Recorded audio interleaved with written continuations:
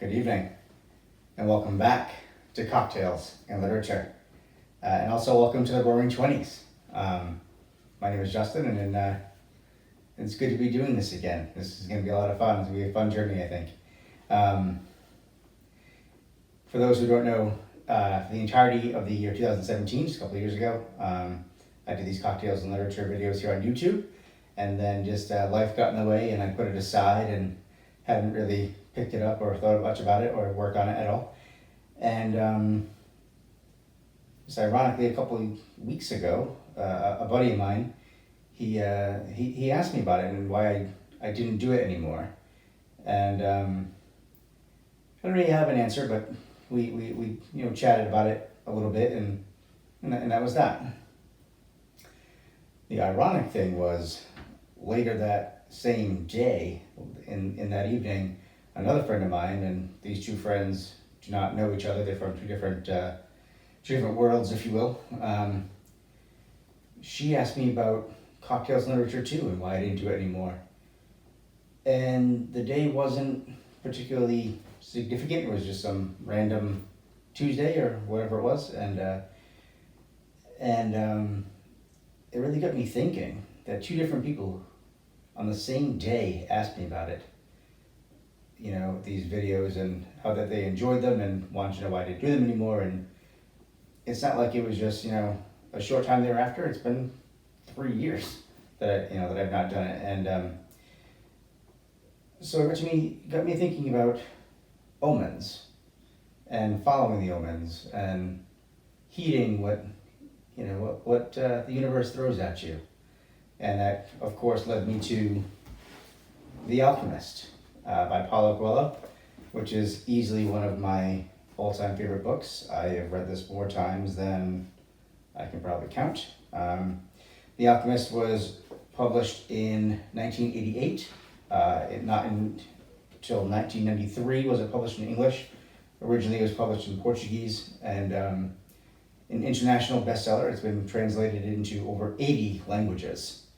Now I'm going to read you a couple little excerpts about omens and exactly what I'm talking about here. The soul of the world is nourished by people's happiness, and also by unhappiness, envy, and jealousy. To realize one's personal legend is a person's only real obligation. All things are one. And when you want something, all the universe conspires in helping you achieve it.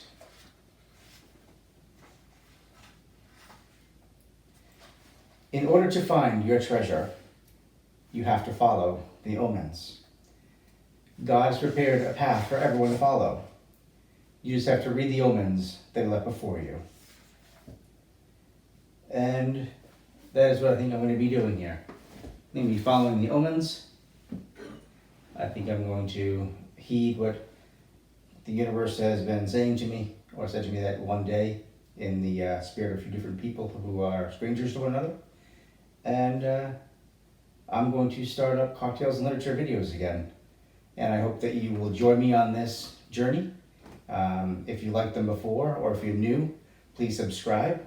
Just click the little subscribe button down below.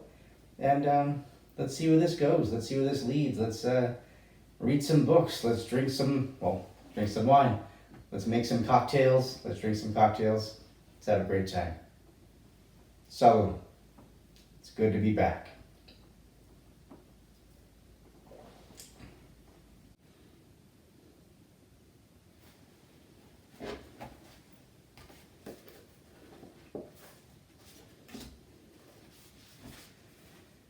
The alchemist picked up a book that someone in the caravan had brought. Leafing through the pages, he found a story about Narcissus. The alchemist knew the legend of Narcissus, a youth who knelt daily beside a lake to contemplate his own beauty. He was so fascinated by himself that one morning he fell into the lake and drowned. At the spot where he fell, a flower was born, which was called the Narcissus. But this was not how the author of the story ended the book. He said that when Narcissus died, the goddesses of the forest appeared and found the lake, which had been fresh water, had transformed into a lake of salty tears. "Why do you weep?" the goddesses asked. "I weep for Narcissus," the lake replied. "Ah, it is no surprise that you weep for Narcissus," they said, "for though we always pursued him in the forest, it was you alone who could contemplate his beauty close at hand." "But was Narcissus beautiful?" the lake asked. "Who better than you to know that?" the goddesses said in wonder. "After all, it was by your banks that he knelt each day to contemplate himself."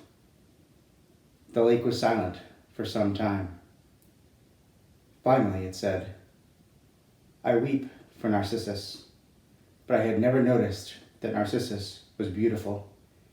I weep because each time he knelt beside my banks, I could see in the depths of his eyes my own beauty reflected."